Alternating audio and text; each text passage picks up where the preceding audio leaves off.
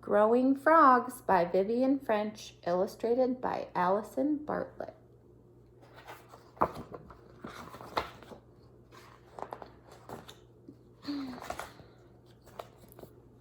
Once when I was little, my mom spread me a story about a frog that grew bigger and bigger and bigger.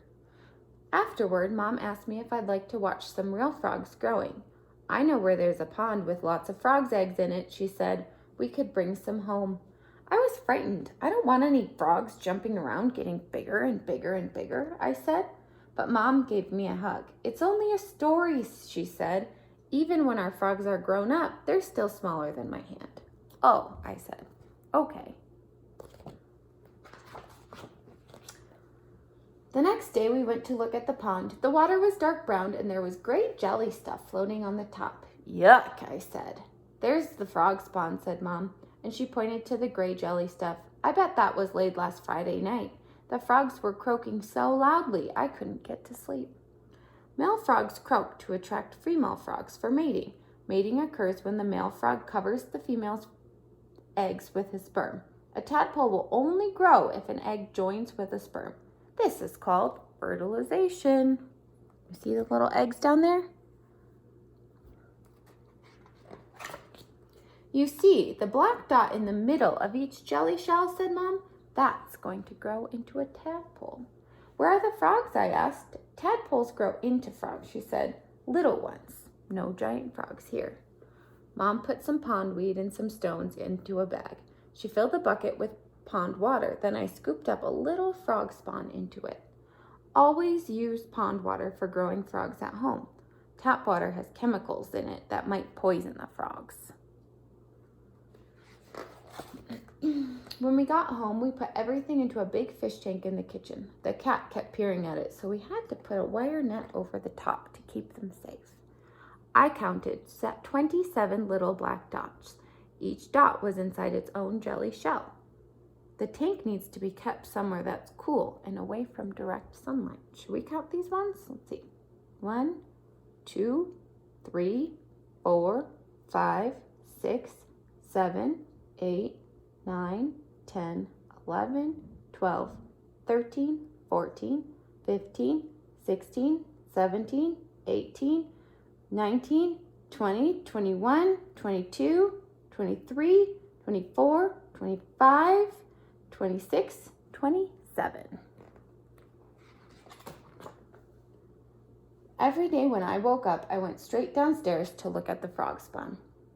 The little dots grew into bigger dots and then into tiny curls.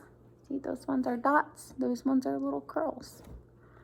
And then one morning, I saw the first tadpole wiggling out of its jelly shell.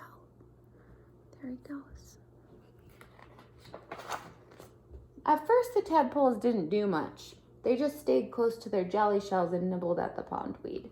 But after 2 or 3 days, they looked quite different. There were feathery things on their heads, and I could see their eyes. The feathery things are called gills, and they're what underwater animals use for breathing. What other animals have gills? Maybe a fish? They swarm very fast. See, those are their gills. Those look the same as fish gills?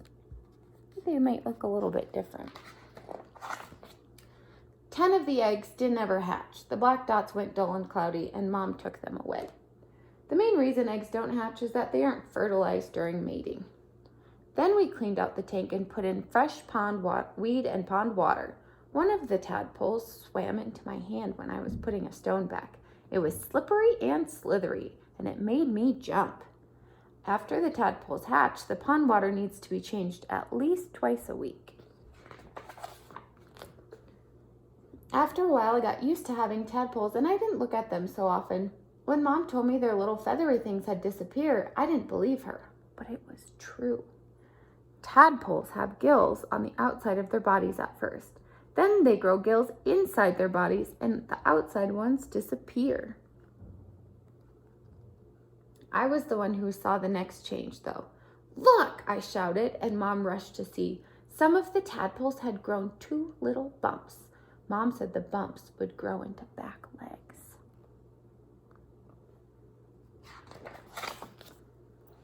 They grew very quickly. One day, there were 2 little bumps.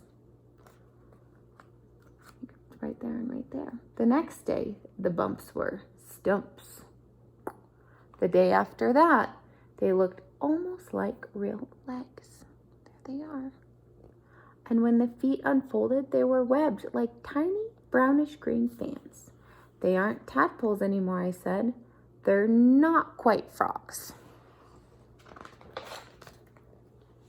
They're not quite frogs grew front legs next, and then their tails got shorter and their mouths got wider. Now they're frogs, Mom said. Baby ones.